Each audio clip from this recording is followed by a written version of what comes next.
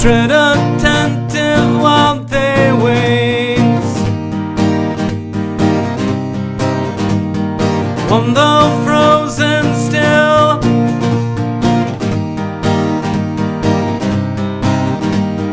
Magic hour ambling,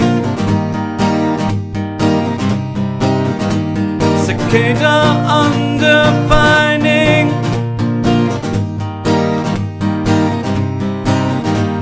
your shadows stretch out lazily.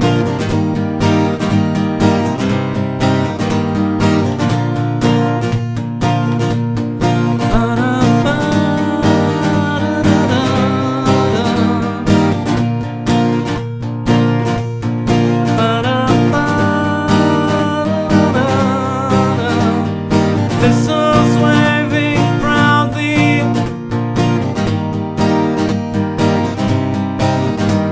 like walnut perfume on the wind. The air so thick with beauty,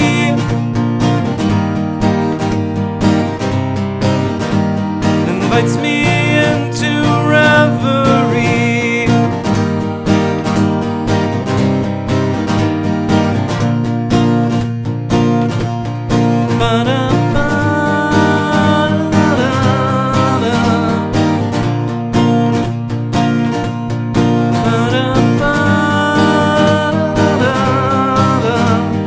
Weightless apex bask in rest,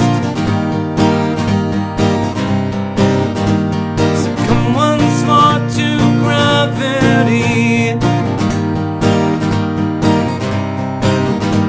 A siren sounds nearby distress,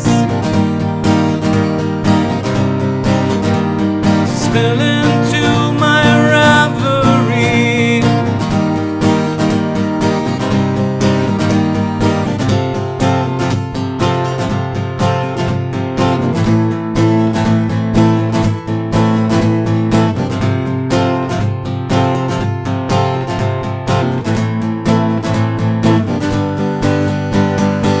I'm not strong, but I'll try, because so much of this world is wrong.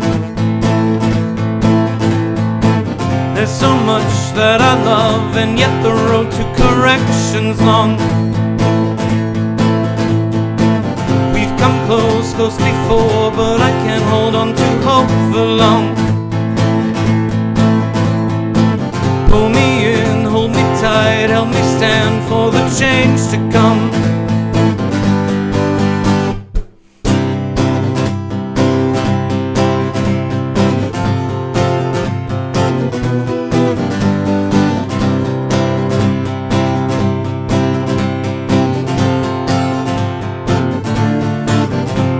There's music in these pictures, the longing sound of weeks and days.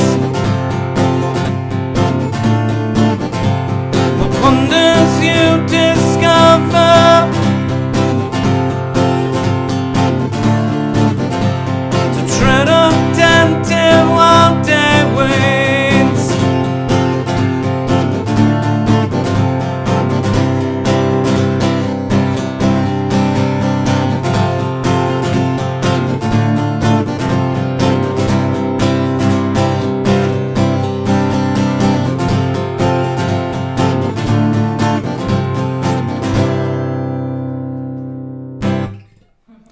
Welcome to the Wandering Bard, friends. Yay! We are very excited tonight because we have a slightly different format. We've got not one, but two guests this evening. I know. So we're going to be bringing them on in just a bit, but we hope that you'll have maybe some questions. We are here to supply potential answers. So for those of you who don't know me, I am Jeremy Grafe, and you are in our very special tavern, The Wandering Bard. So I'd like to welcome our first guest, Dora Violet. She is a hurdy-gurdy player, and over the past few years, we've gotten a chance to get to know each other while playing at several of the same Renaissance fairs. Some of you may recognize her from shires around the country. Welcome, Dora. Thank you. It's great to be here. Yeah, I'm so glad that we have a chance to be in the same place at the same time to make something like this happen. Absolutely. Yeah. So, I guess you've got a fine little hurdy-gurdy right there. Would you care to share some music with us? Absolutely. Awesome. Figure I always love to start almost all of my sets with the same Renaissance dance song, the Spagnoletta. Oh, right on. I figure it's only fitting to do that here tonight. Awesome. Let's see if I'm in tune. Okay, first step. Yeah, right on.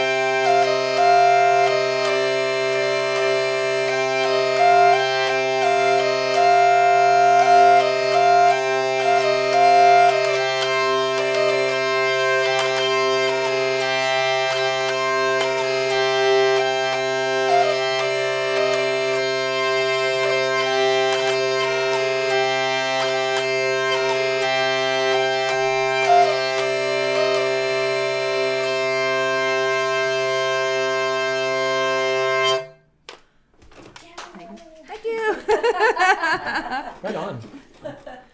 We don't get too many hurdy-gurdies here at the Wandering Bard, which is it's nice to have you here for a number of reasons. But a lot of the folks that tune in from various points around the world are actually not unfamiliar to the hurdy-gurdy or early music.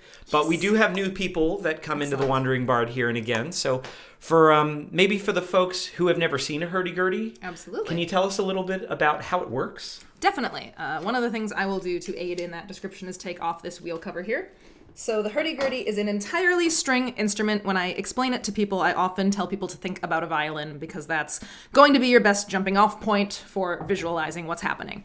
So when a violin player plays, obviously they bow back and forth across strings. With the hurdy-gurdy, there's a wheel. So as I turn the crank here,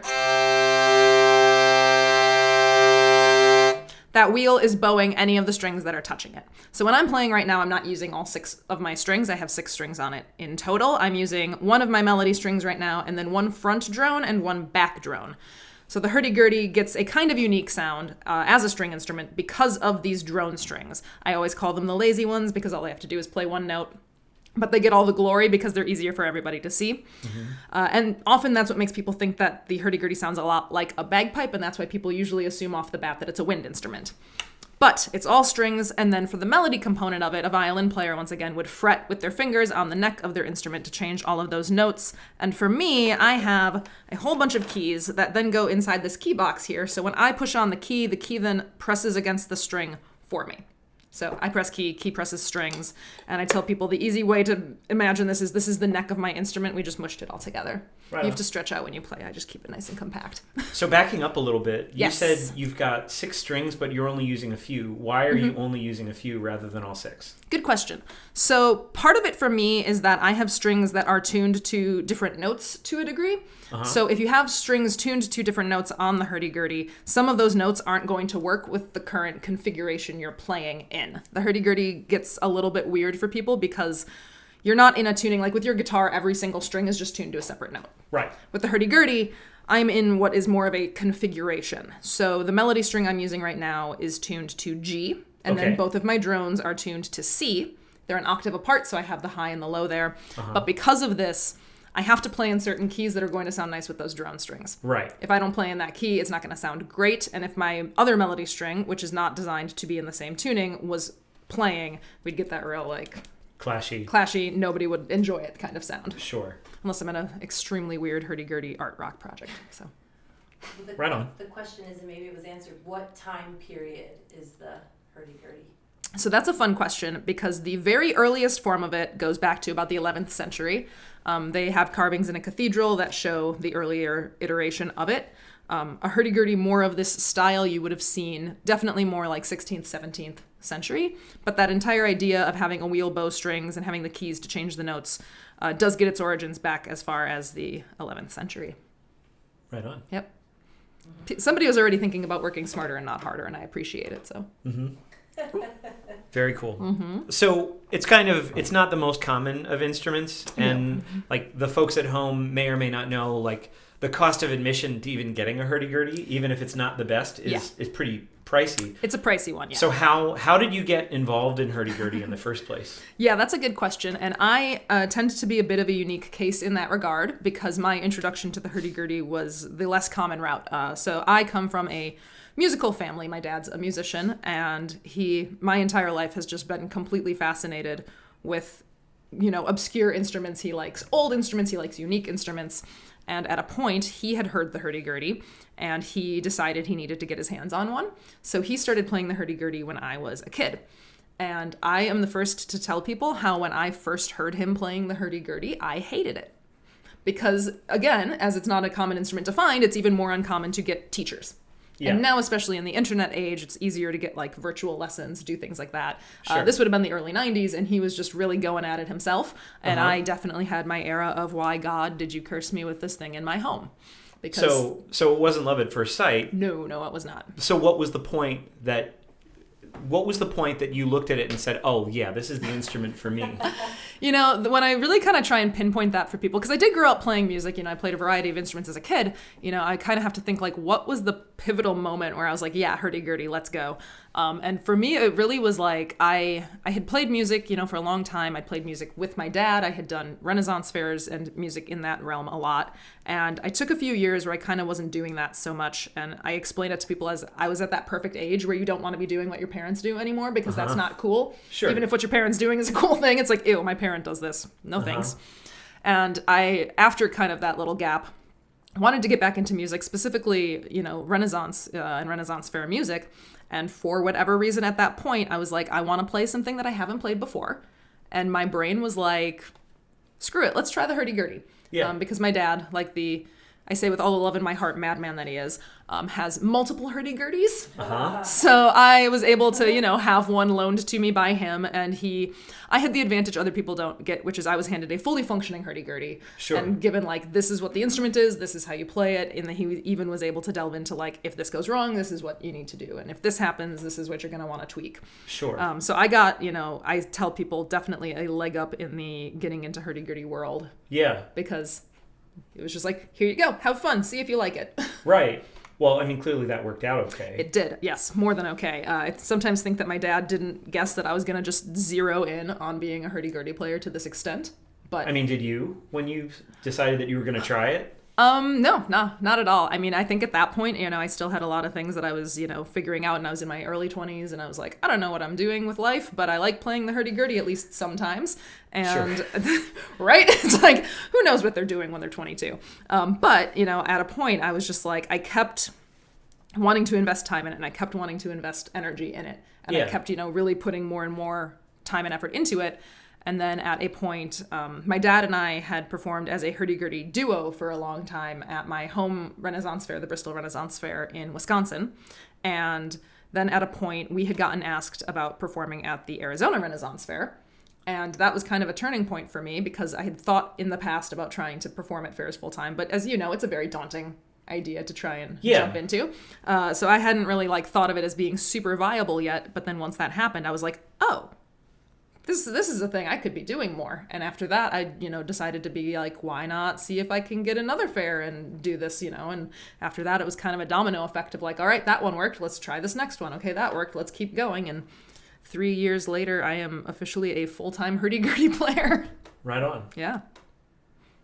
So in terms of picking repertoire, like do you have any common threads that you're kind of looking for when you're looking at picking a song for like what you want to share with people? Because I mean, there's a pretty big catalog of early music. There is, and that's an interesting thing because I, as a hurdy-gurdy player, have really decided to dedicate a lot of my time and energy to playing early music on it. I focus heavily in the like 12th through 16th century kind of chunk of time because I just really enjoy that time period musically. And that isn't what everybody likes to do with the hurdy-gurdy. So one thing that sometimes I feel like is a little bit different for me than other hurdy-gurdy players I interact with is they'll be more interested in like music that's regional for the hurdy-gurdy. For example, like the French have a very particular way they like to play. Right. Like a particular repertoire they like. That's not even, so much of the historical one, and different countries have these things. And I just kind of was like, that's all great, and I love it, and I do delve into some of those pieces musically, but I just was like, because I'm performing so much in Renaissance environments, I wanted to stick really true to like the music of the time. And particularly to me, that was cool because I was like, this is an instrument that really existed. Right. I make a joke sometimes at the fairs because people often ask, was this really a Renaissance instrument? They don't think it would have been around yet because it seems super mechanical. And then I'm so sorry, I do always make the joke to them where I tell them that, yes, this absolutely was a Renaissance instrument. And have they asked every guy with an acoustic guitar that question yet today? Yeah. Well, what's funny though, I mean, it's interesting because both instruments have been around since the Renaissance. Right. And really the main differences are like kind of materials and like a little bit of design. But, Absolutely, Yeah. But this is just, there's something, about how mechanical the hurdy-gurdy seems to people that in their minds they can't fathom that this would have just been an idea someone had back then. Well, they think it had to be like a Frankenstein together thing of like, cool, we'll take piano keys and we'll take the strings off this and we'll mush it all together and... Well, I think part of that question is like this this conceit sometimes that somehow people in like previous eras were not like as intelligent or technologically minded. Very much that. Really not true. Yeah. I mean, people are surprised to hear that there was indoor plumbing during the Renaissance as well as ancient Rome. Right. Exactly. So like something like the hurdy-gurdy, like if you've ever done any woodwork, like you can get some pretty complicated things with just wood. Absolutely. Well, and a fun thing too, just another quick little thing, is that my hurdy-gurdy, this is a very like common shape you'll find, that kind of pear shape. But mine, if I can flip this enough for people to see, has a flat back. So the whole back of my instrument's flat like your guitar would be. There is a common style of hurdy-gurdy that's called a lute back hurdy-gurdy, and the entire body of it is rounded like a lute body. And one of the things that, makes sense about that is back when luthiers were making lutes, they knew how to form a lute body. Why not double down on that and use that same body shape and have an entire second instrument that you're making? Right. Yeah. Because, people like to think that we weren't all being so tech savvy back in the day, and we were doing it so much more than they thought. Yeah. Yeah. Very cool. Thank you. So, why don't we do, would you mind doing another song? No, for the we folks can at home? absolutely do that. And then we'll have a couple of questions maybe about how you've been enjoying your current time at Pennsylvania and Absolutely. maybe some favorite things about fairs around the country. Yeah, that sounds great. Let's see. I kind of, for the second one, I did one of my Renaissance pieces. If I can get my hurdy-gurdy cooperating with me on this one, I'll try and do something that is a little more in the like slightly more contemporary, realm. And then one of the things I'm going to try and get to cooperate with me on this one is an element that I'll quickly explain, where on the hurdy-gurdy, you have a back drone here that has a little piece. It's going to be hard for anybody to see on camera, but you can see there's like a little piece right here of wood. And then there's a string that's kind of tied to the tail piece here. And that's an element of the hurdy-gurdy that when you turn in a certain way,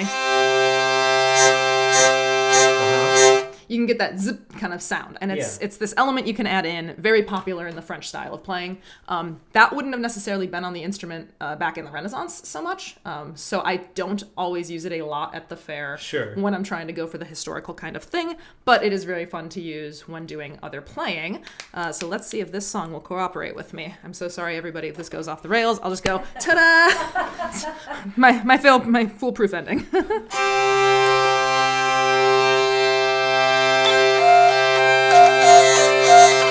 nope, we're going to take that too. Okay, here we go. I was like, I was going to play one song and then my brains went to another song and then, No, I get it. as brains do. I'm also going to put this wheel cover back on because this is a good song. But I have really long hair, as you've probably noticed. And if I'm not careful, it'll get caught in the wheel. Yeah.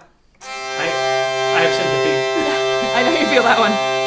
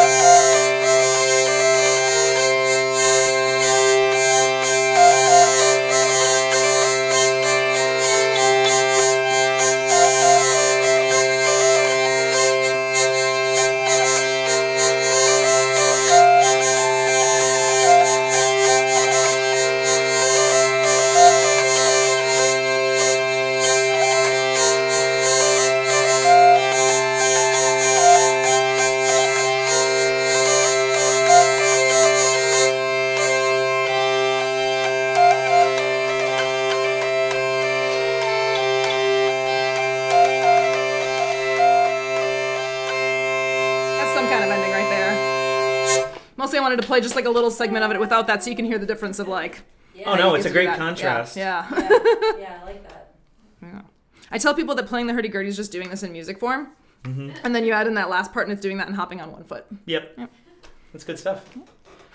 So, you've gotten to play at a number of Renaissance fairs across the country over a number of years. Mm-hmm. And something that I find very fascinating is what's something very particular about Pennsylvania Renaissance Fair that you especially love about this fair? Gotcha. Yeah, that's a good question.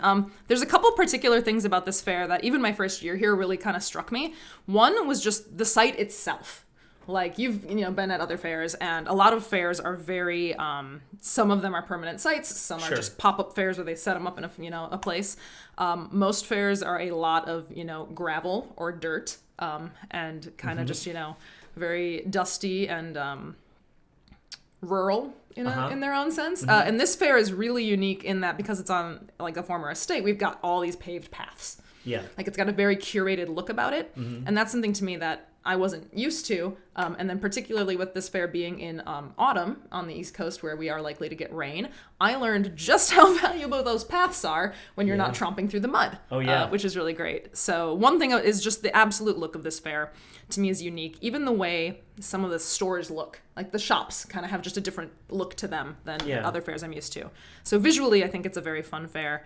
And then I feel like this fair, out of any I do, really has the most element of like musicians wanting to all kind of like come together and be very collaborative.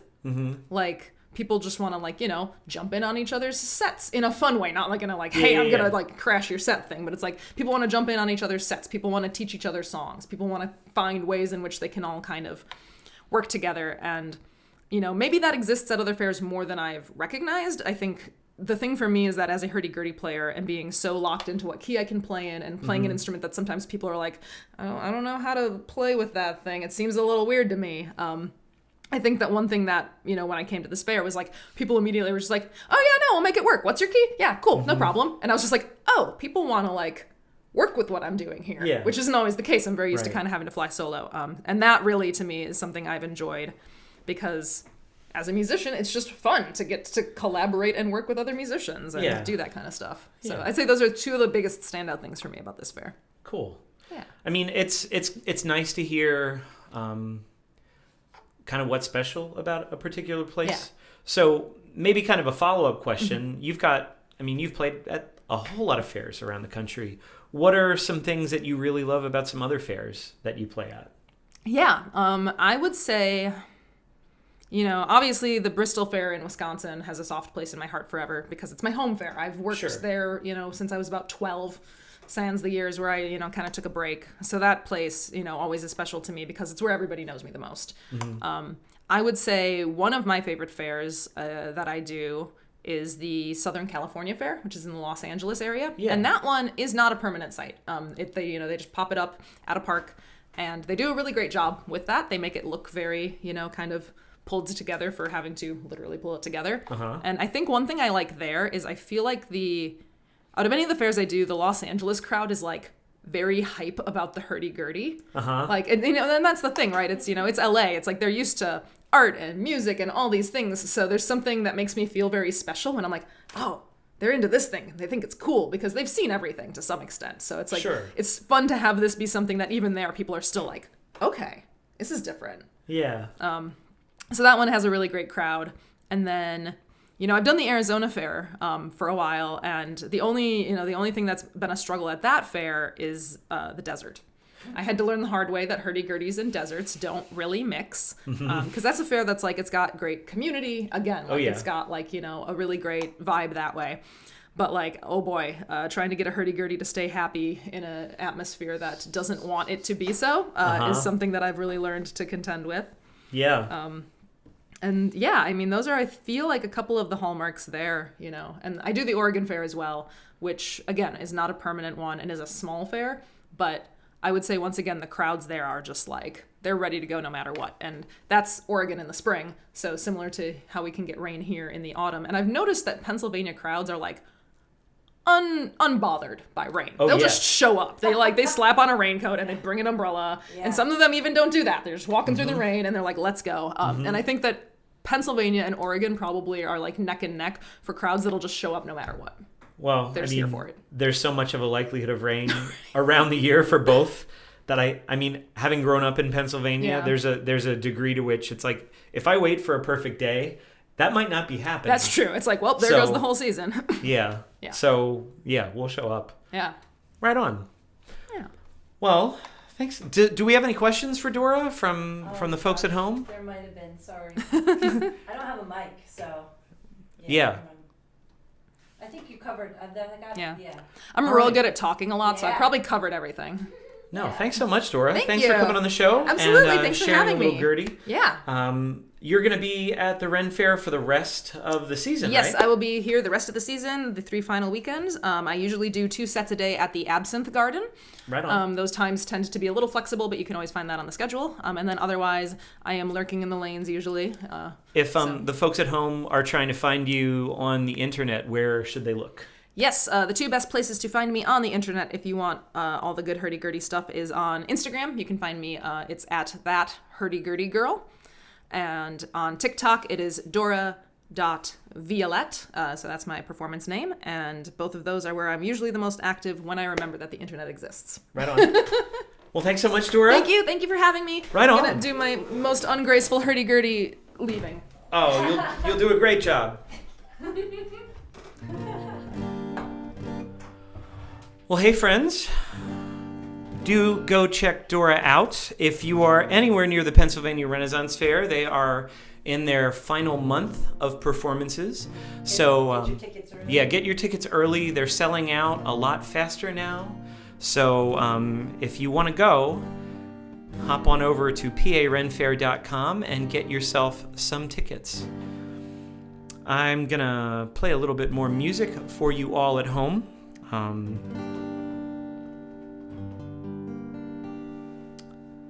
I wrote this song a couple days after Ukraine was invaded, and I feel like it's still relevant, unfortunately. And one of my dearest wishes is this song becomes obsolete, but for now, this is for the health and strength of the people of Ukraine.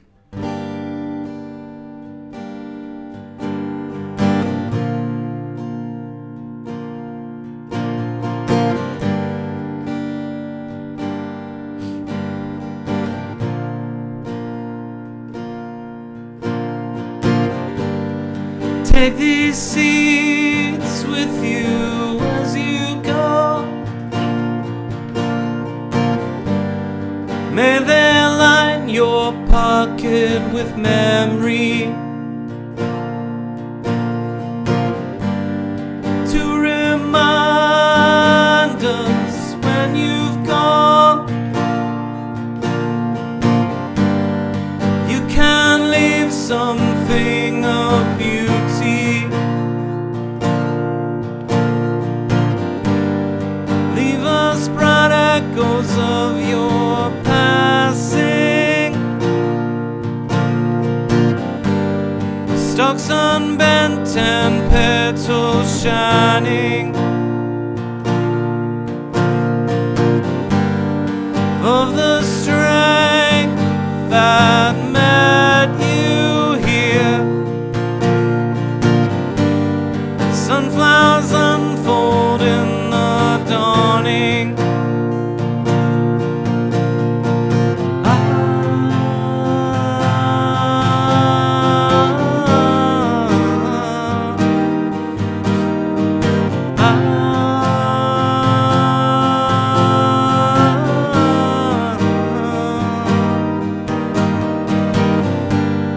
Set the fields ablaze in golden hue.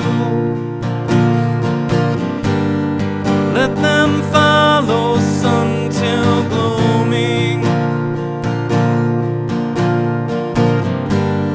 Sky above, yellow flowers below. From east to west grow resolutely.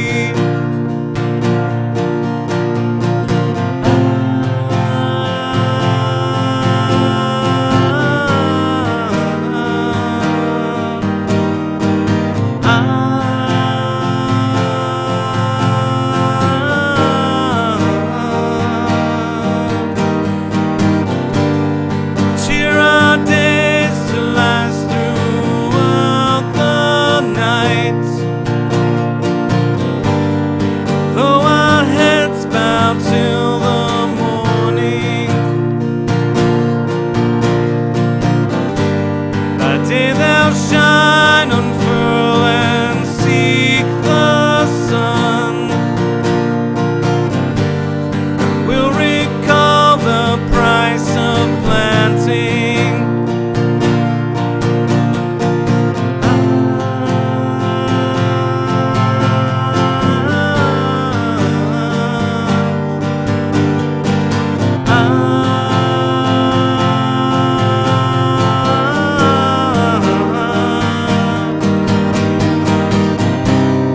Take these seeds with you as you go.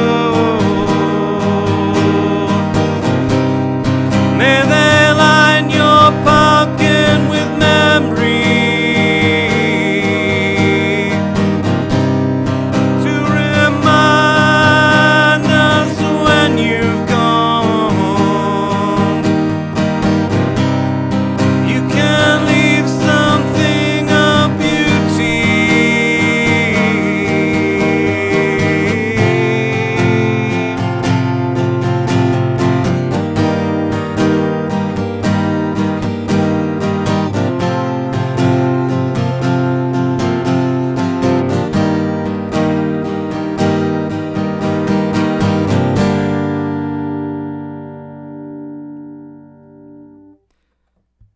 That, of course, is Sunflowers, and for those of you who enjoy that song, you can actually you can download that right now. It's on the Lemning album that came out in June, and of course, we are always grateful when folk download that and share it with their friends. And on that note, we're going to switch gears a little bit and welcome our next guest. Also joining us tonight is Grace Taylor. Hello. And Grace is delighting audiences as part of the Celtic Revels at Pennsylvania Renaissance Fair this season. Welcome, Grace. Hi, Jeremy. Thanks for having me. Thanks for being on. Oh, I'm so glad to return with this. And I remember last time I was here, we enjoyed some tasty mead. Yeah, and you folks at home can check out that mead tasting video actually right now. That's still up on my social medias, and I think Grace reposted that on hers. So, well, What do you have there, Grace? This is a banjolele. So it is the neck of a ukulele. Play it same way as you would. And then this is the body of a banjo. So they just took two separate instrument pieces and stuck them together and did the same thing with a name. All right then. Well, would you like to give us a demonstration? I would of love that to. banjolele? So this song here, I'm gonna do a little tune up just to make sure. We love tuning. We do. I'm also probably changing the strings this week. So this is the last time you'll hear these strings before they're sent to bed. This song is Never Tire of the Road by Andy Irvine. And it's a little song that he wrote about Woody Guthrie, actually.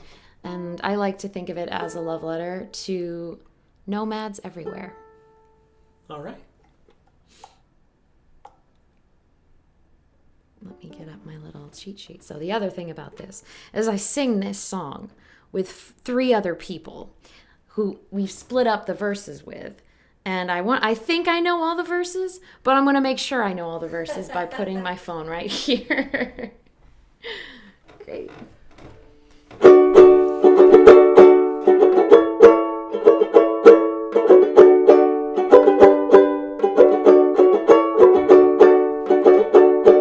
I was just a small-time peasant boy when I left that dusty glen. Met a traveling show headed westward, and I started up with them. Fame and fortune, here I come, just a wagon driver and a low-down bum. The days keep passing one by one, and the sun keeps speeding down. Never tire of the road, never tire of the rolling wheel, never tire of the ways of the world. Way out yonder is calling me, and the dark road leads me onward, and the highway that's my code. And the lonesome voice that I heard in my head said, never tire of the road. Oh, got mixed up there. Now we roll from town to town and play most every night. Whistle tunes in the sunshine, sing a song by firelight. Time keeps ticking, marching on, our rascal band just rolls along. Those we love will ne'er be gone while we keep up the fight. Never tire of the road, never tire of the rolling wheel, never tire of the ways of the world. Way out yonder is calling me, and the dark road leads me onward, and the highway that's my code. And the lonesome voice that I heard in my head said, never tire of the road.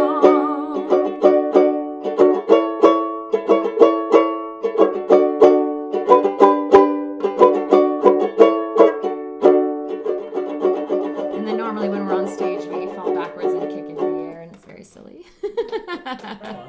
Thank you. Well, so Grace, this is your second year on cast It at is, Pennsylvania Ren yes. Fair. And it's a little bit different, like what your performance day looks like versus an independent being Yeah. on cast.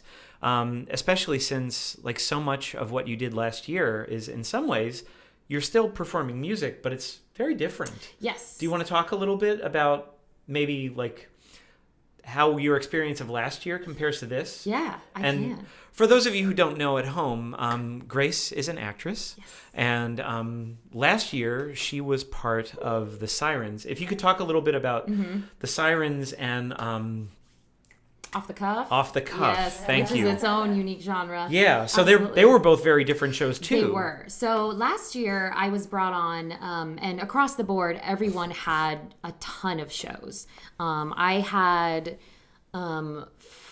5 main shows, and then I was penciled into some of the plot shows as well. So I was going from 11 to 8 p.m. with 1 hour break for lunch.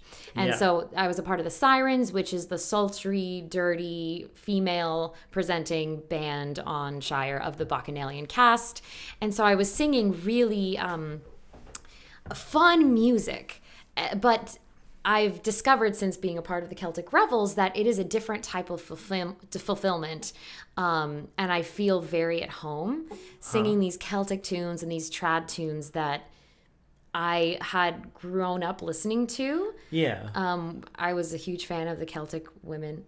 I listened to them all the time, and I also feel that my voice is just much more suited and more comfortable and happy singing these Celtic tunes. Yeah.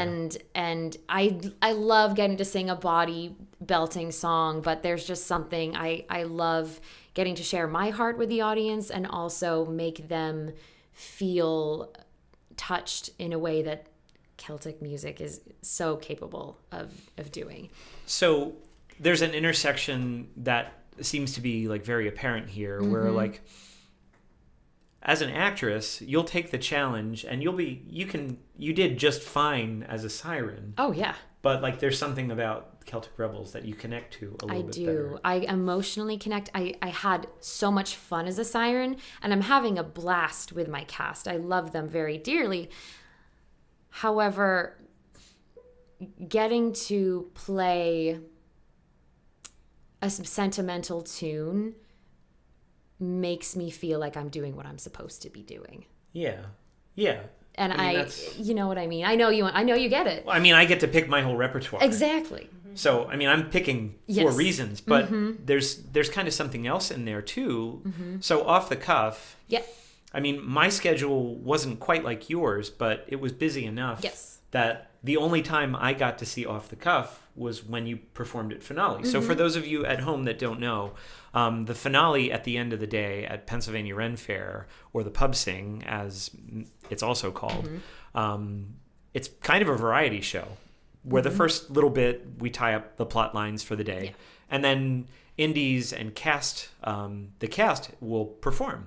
And on any given night, there could be some of like the circus acts or the skill acts or the indie music acts or the cast music acts. So the only time I got to see Grace as part of Off the Cuff was during the finale last year. Yes. And I mean, I thought like as like another person who was on stage, like Off the Cuff was really cool. Can you talk a little bit about the concept of the Yes. show and also maybe a little what your experience of being part of that was like? Yes, absolutely. So shout out to my good friend Dom Hernandez, who invented this production, this brand new show. I don't think it's anything like this has ever been done on the Ren Fair circuit. It is a musical improv show, and we play musical improv games, we rap, we beatbox. They're usually instrumentalists that provide accompaniment to the players for the day, who are the people that play the games, but it also requires a lot of audience participation. And Yeah. Dom has crafted it very effectively so that there's a fine balance between what we get from the audience and then what they choose to use. And they're just... Last year, I loved my cast dearly. This year, there's almost twice as many people, and they're doing an amazing job. And what you saw at Finale was our roll call, which is designed to be pre-written. We act as if that part is off the cuff, but that's the only part of the entire show that is pre-written. It's a little secret that only you guys get to know. So don't tell now. anybody. But it was received so well by so many people, and we were all really grateful for that. And because it was received so well and because the concept is amazing, it got to come back, and I hope Dom continues to keep it around because it's fantastic. So that was my crossover show last year. And as a Bacchanalian, we not only are on our track, so I'm on music track, but we also get a crossover show. And this year I'm doing music with Her Majesty. And that is a whole production number with an entire ensemble of people that come together and dance and sing different tunes. And there are a lot of bardcore songs in our show this year, which is modern tunes that have been adapted to sound Elizabethan. And they tend to be received really well because people recognize a tune and start cheering. I get to do one that's a mashup of NSYNC and Backstreet Boys, which goes over super well with the audiences at 3 o'clock. Yeah. Right on. So, am I right? Like you're pretty new to Ren Fairs? I have never attended Ren Fairs as a patron before. Last year was my first time. So what was that like as somebody that was new to Ren Fairs coming to it for the first time? I was overwhelmed because the schedule is so demanding physically, mentally, emotionally, but I fell in love with it. Yeah, just so everybody at home knows, like typically at Pennsylvania Canon, like when we open the gates, Canon on a busy day that sold out can be 10:30, even though technically the website says 11. Canon can be at 10:30, and the finale sometimes doesn't wrap until 8:30 or even like closer to 9 if there's a lot of stuff going on. So it's a long day in temperature ranges that could go from the 90s at the beginning of the season to down into potentially the 40s if October is actually cool. And last year I had back-to-back shows. So I was running up and down the hill. This year I have fewer, but even when I'm not scheduled for a show, we're expected to be on the streets entertaining. That's line entertainment, so entertaining people who are standing around in line, finding a spot, and doing what's called a plate bit, so creating a scene with the people around us improvisationally. Or if you are running from one place to another, yelling something that your character is having a problem with as you get to your next thing. And it creates a very immersive world. But I actually grew up on a farm, so I am just rejuvenated every day by getting to work outside. It's heaven. Even on a hot day, I'm like, well, you know what? At least I'm still breathing the fresh air and sweating. Yeah, I must say I'm a fan of being outside. Unless it's raining, then I'm less excited, and mostly I'm just anxious for my instrument. That's something I've discovered this year, because last year I also did not play an instrument in the shows, and I felt like, not that I was slacking, but I wanted to contribute more to the group. So over this past year, I started working up my skills so I could get to the point where I could accompany. That was something that was really important to me coming here. Yeah. And sharing that collective mind space when you play instruments with other people is a type of fulfillment that I didn't know I was missing out on until this year. Well, that's cool. Yeah. I mean, I think something that some people can miss, because when you come to a performance, it tends to look really effortless, and the Celtic Revels look great. Everybody looks very relaxed, and it looks like you're having a really good time. So for those of you who don't know, stop and see Grace as part of Celtic Revels. The shows are excellent. They sound wonderful. We were sharing a stage off and on during when I was at Pennsylvania with Lemning, and it was lovely to be getting ready for my own shows and hearing you guys. Oh, thank you. Same to you. Right on. You were missed. Well, we've only been gone a few weeks. Still. But I think sometimes people don't see that prep of what went on in between like one season and the next. So like I'm hearing a little bit about like wanting to feel like you were more a part of it. Was there anything else that you were doing? Because you knew you were coming back this season at the end of last, right? Yes. So was there anything that you thought of particularly like, that's something I really want to be ready for in a different way next year? Was there any way that you could, like, did you know that there was something you knew you wanted to do? Well, instrumentally, I've played ukulele for years. And I played it in off the cuff, but that was much more improvisationally based. And it's we've talked before, it's very different than accompanying a show. And having that level of consistency, I wanted to be able to accompany a show on guitar by the end of the season. And in one of our first rehearsals, my fellow Celtic Revel lady, Katie, was like, Grace, why don't you play guitar instead on this one song? And I was like, okay. So for the first few weeks of Fair, I just would do little in between strums. Like the verses would be a cappella, and then I'd come in to make sure we were staying in key. Yeah. A couple of weeks ago, I was like, you know what? I've been practicing this song on my own. I'm ready to officially accompany this song. Yeah. And I've been doing it the past couple of weeks. Right on. And I've been doing it pretty darn well. And it feels like my practice over this past year has really paid off in a way that I'm able to see, because I tend to be hard on myself when it comes to performance, and this is something very tangible that I'm really enjoying doing as well. Well, that kind of makes me think of something else too. I mean, so maybe the folks at home don't know this, but there's actually 2 shows at Pennsylvania Red Fair. So there's the show that starts the season, and then there's the Halloween show. Yes. So the question might not be entirely appropriate to both shows, but I mean, you've got a good, solid run of weeks for the first part of the program. Do you find How has your engagement, if at all, how has your engagement with the material that Celtic Revels has been working with changed during that time? That is such a good question. So we have all, in the first show, I should say the first show is structured to be a little bit more freeform and silly. And so we have gotten so comfortable with each other that the show has the same through line, but the dialogue in between songs changes. And so I also feel that the dynamic in the songs themselves can change. The fourth song spot in our first show, we've rotated every 3 weeks. So it's a different solo song for each of us. Okay. I kicked us off for the first 3 weeks or 3 or 4 weeks, and then we switched to Carl, who's our violinist, and we had an instrumental song in that spot.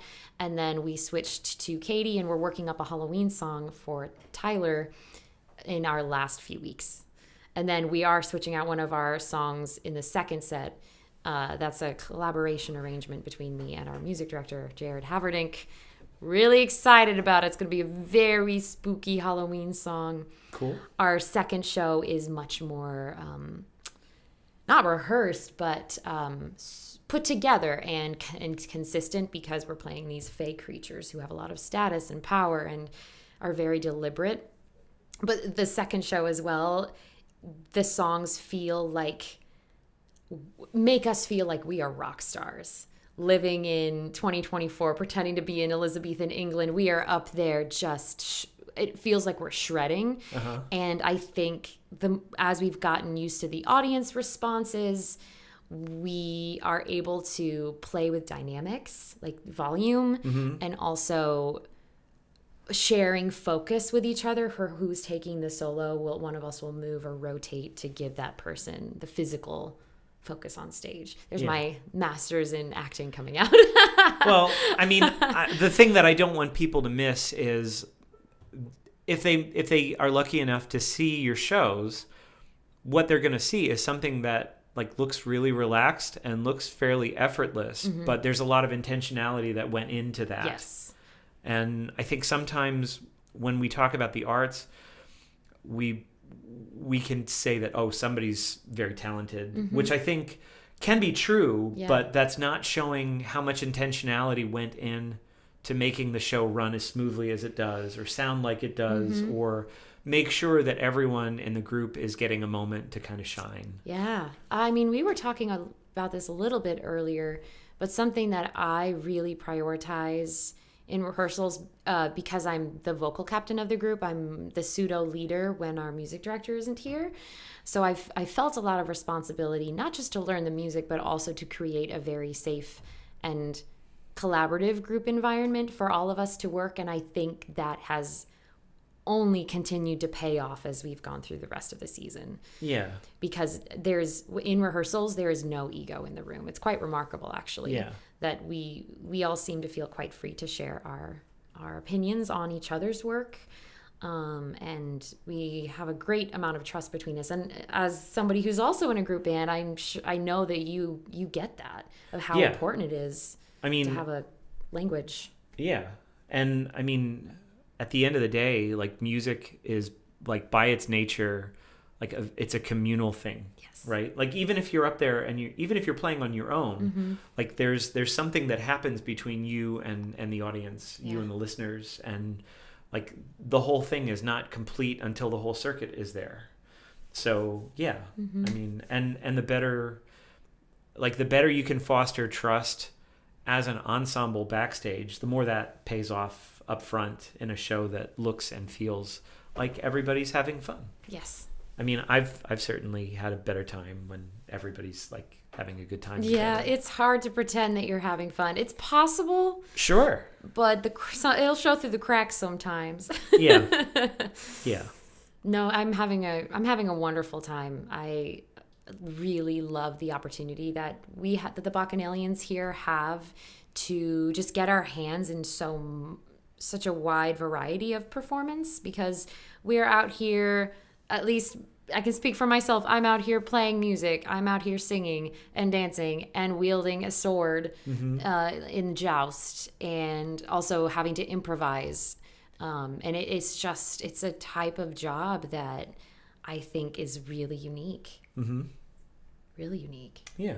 And I mean, I mentioned I did graduate with my master's in acting, fine arts in acting last year, and I got here and I felt overwhelmed because of the level of difficulty that this job has. Yeah. It really demands a lot out of performers. Well, I mean, between the long days and like the kind of weather conditions and like the sheer number of shows.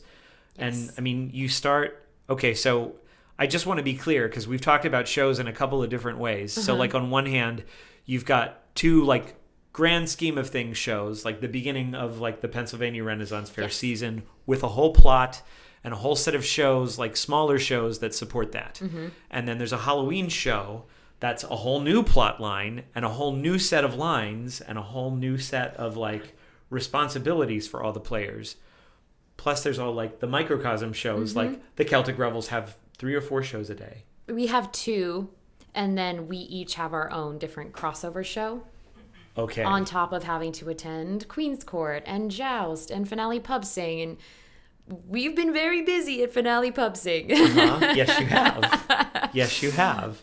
Well, even if you're not like performing as Celtic Revels, you're still performing because you're up on the stage. Right. And you're part of the party that's happening as the Queen is kind of wrapping up the day. Exactly. We put on our characters at 10:30, and we do not get to take them off until we are released after we send everyone to the gates. Yeah.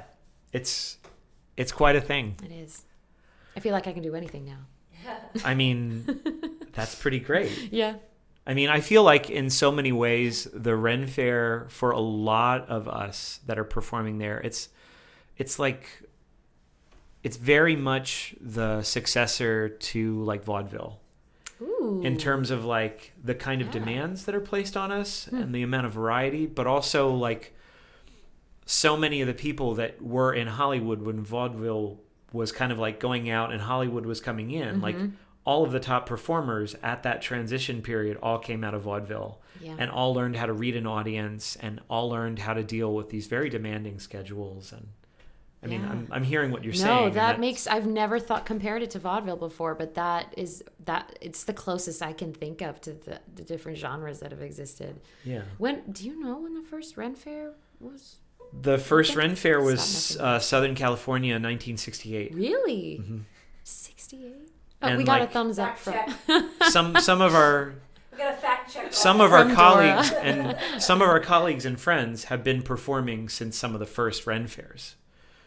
So like Jim Hancock has been on circuit for not the whole time, but a lot of the time. And so has Gary Mazu. I must also say on that topic how wonderful it has been for me to actually get to know you all. As a Bacchanalian independent, we don't get a lot of crossover time unless we make it happen. Yeah. And I've been very grateful for that this season because I was running around like a chicken with my head cut off last year until Yuletide. Well, okay, so here's the thing. So last year, I met Grace because she literally almost crashed into me as I was leaving my show and she was going to one of hers. And that was pretty much every day during the season because they had her scheduled so tightly that she had to leave one and literally run to the next one. Yes. And So- it's a 35-acre plot, and I went from Endgame to Absinthe, which is the span of the 35 acres. Yeah, it's not as far as you could possibly go, No. but really close to it. Yes. So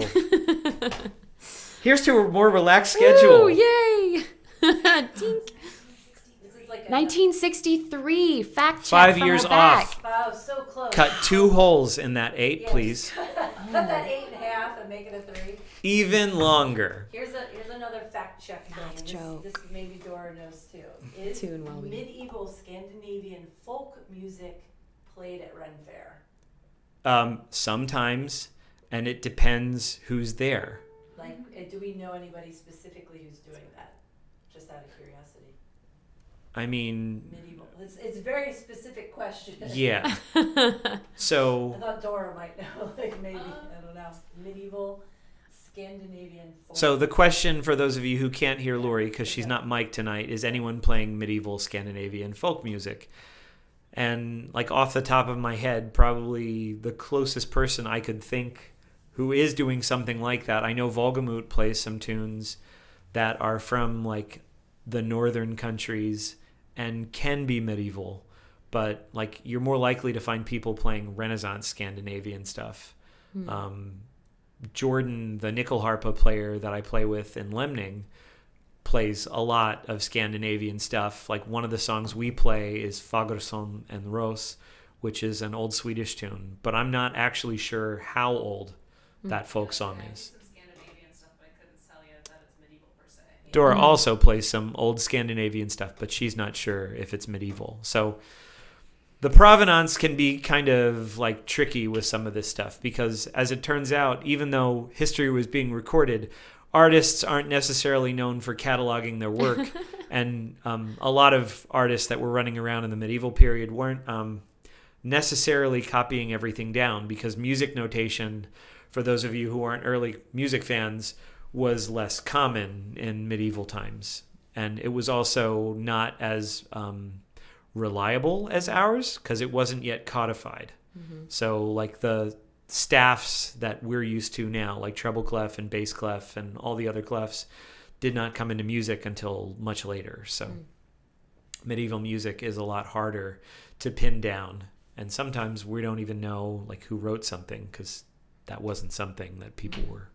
There was no copywriting then, for example. But anyway, that's a great question. Yeah, I'm honestly not sure. Oral tradition only. Yeah. So I would say if you're looking for medieval Scandinavian music, go see Volgamut. Maybe if you see Jordan Cavalier out in the wild playing his nyckelharpa, which coming up this weekend, he will be at the New Jersey Celtic Festival playing with the Rowdy Bardlings. Go and ask him. I'm sure he might. He'll know more than I will because he's much more involved with the Scandinavian music than me. Left to my own devices, I will play French troubadour music and Sephardic music and a lot of like Renaissance era English stuff. So sorry I couldn't be more help. That's all I got. Hey Grace. Hey. Would you like to share another song with the Sure. good people at home? Let me tune these poor old strings.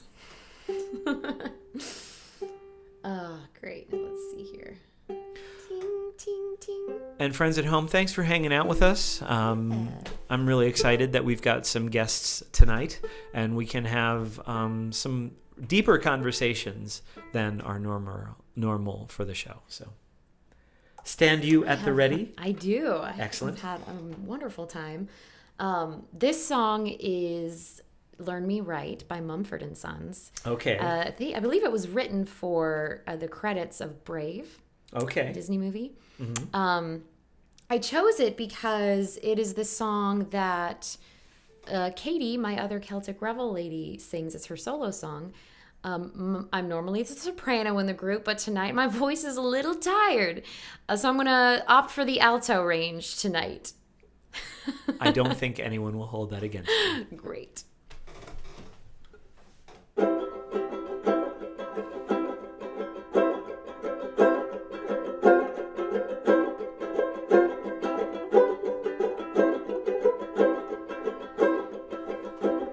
Though I may speak some tongue of old, or even spit out some holy word,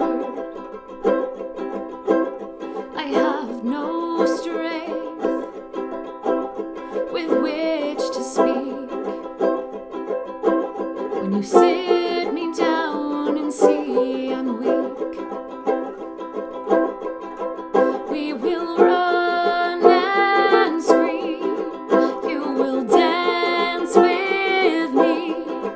We'll fulfill our dreams and we'll be free.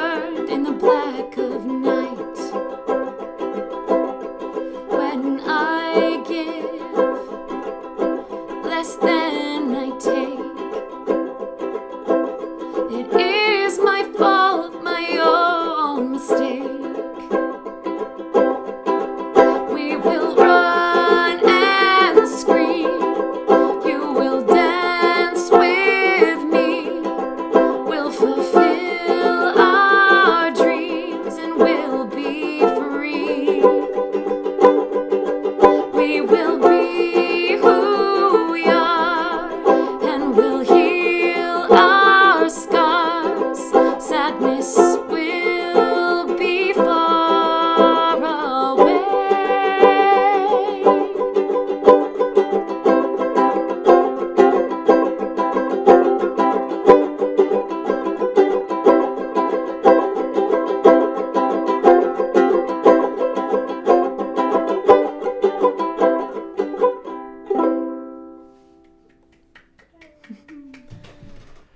Well, hey, Grace, if people wanted to find you on the internet, where should they look for you?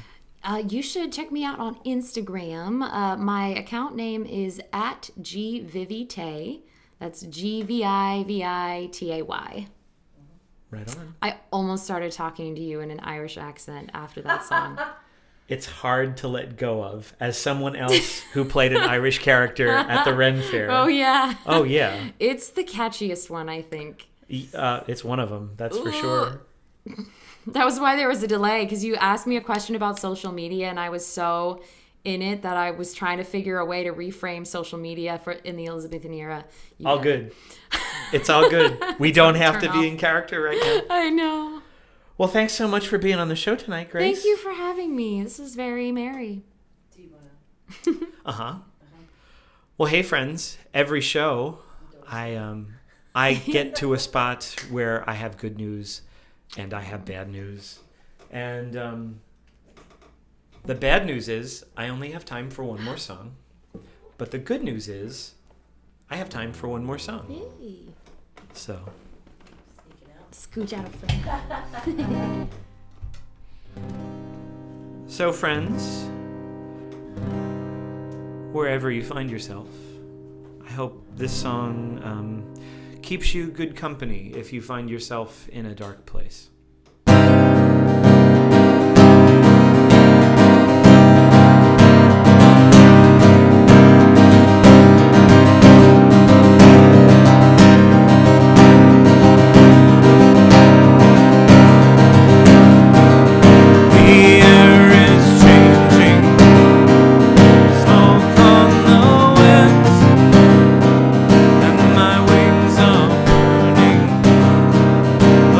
Burn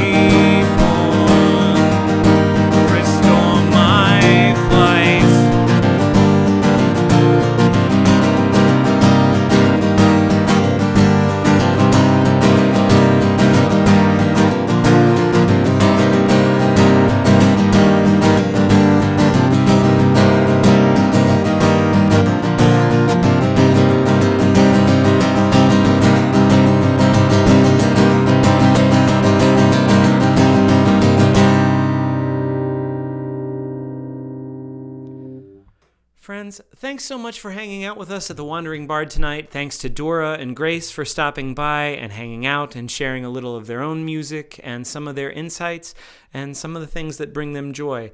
I hope you will go and see them at Pennsylvania Renaissance Fair for the remaining few weeks. Do go check them out. Love you all. See you next Monday night.